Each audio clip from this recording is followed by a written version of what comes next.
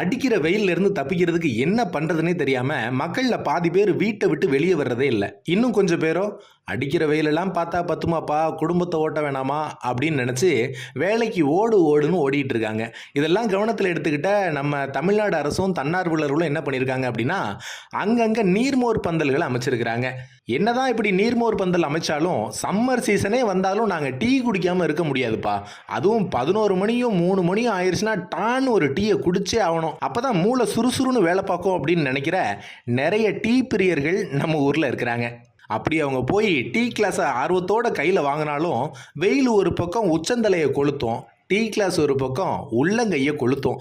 இதில் எப்படிப்பா நம்ம ரசித்து ரசித்து டீயை குடிக்கிறது அப்படின்னு நினச்சிக்கிட்டே பாதி பேர் ஏக்கத்தோட டீ கடையை கடந்து போகிறதையும் நம்ம பார்த்துருப்போம். இதனால நம்ம ஏரியாக்களில் பல டீ கடைகள் வியாபாரமே இல்லாமல் டல் அடிக்குது. இதை இப்படியே விட்டுறக்கூடாதுப்பா, வாடிக்கையாளர்களை எப்படியாவது நம்ம பக்கம் இழுத்துடணும் அப்படின்னு நினச்ச நம்ம திருச்சியில் டீ கடை வச்சிருக்கிற ஒரு டீ கடையோட ஓனர் என்ன பண்ணியிருக்காரு அப்படின்னா, கொஞ்சம் வித்தியாசமாக யோசிச்சிருக்கிறாரு. இவரோட யோசனைக்கு கை மேலே பலனா கடைக்கு வர்ற கஸ்டமர்ஸோட எண்ணிக்கை அதிகரிச்சே இருக்கு. என்னப்பா சொல்ற, அப்படி என்ன செஞ்சார் அப்படின்னு கேட்குறீங்களா? அதாவது நம்ம திருச்சி உறையூர்ல டீ கடை நடத்தி வர்ற ஒருத்தர் அவரோட கடையில் ஆர்டிஃபிஷியலில் ஸ்னோ பார்க் அப்படின்றத பண்ணியிருக்கிறார். அது எப்படி அப்படின்னா, மினரல் வாட்டர் மூலமே நல்ல சிலு சிலு சிலு சிலுன்னு ஒரு மழையும் இல்லாமல் தூறலும் இல்லாமல் ஒரு ஸ்னோ பெஞ்சா எப்படி இருக்கும் அப்படின்ற அந்த பனி பொழியிறது, ஜிலு ஜிலு ஜிலுன்னு காற்று வீசுது.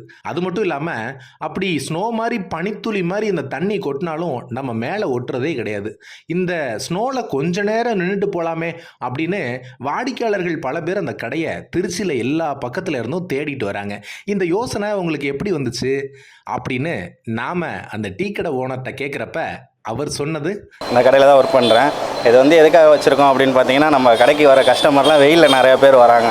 அவங்க வந்து கொஞ்சம் சாட்டிஸ்ஃபைஸாக இருக்கட்டும் அப்படிங்கிறதுக்காக எனி டைம் கொஞ்சம் கூலிங்காக வெயிலில் வராங்க, கொஞ்சம் இங்கே வந்து நின்னா ரிலாக்ஸாக இருக்கும் அப்படிங்கிறதுக்காக அந்த கூலிங் ஸ்பாட்டு போட்டிருக்கோம்.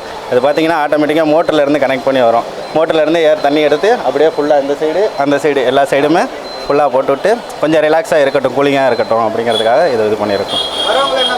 வரவங்களாம் இதெல்லாம் இது வந்து இது மாதிரி நான் பார்த்ததே இல்லை, இப்போ தான் ஃபஸ்ட் டைம் பார்க்குறேன், நல்லாயிருக்கு, கொஞ்சம் ரிலாக்ஸாக இருக்குது அப்படிங்கிற மாதிரி நிறைய பேர் சொல்லியிருக்காங்க. நிறைய கேட்டுக்கிட்டே தான் இருக்கும். நாங்களும் எப்படி இருக்குது என்னங்கிறதெல்லாம் நாங்கள் கேட்குறதுக்கு முன்னாடி அவங்களே சொல்லிடுறாங்க எங்களுக்கு, இந்த மாதிரி இருக்குது இப்படி இருக்குது அப்படிங்கிறது. அதை நாங்களும் பார்த்துட்டு சரி ஓகே பரவாயில்ல.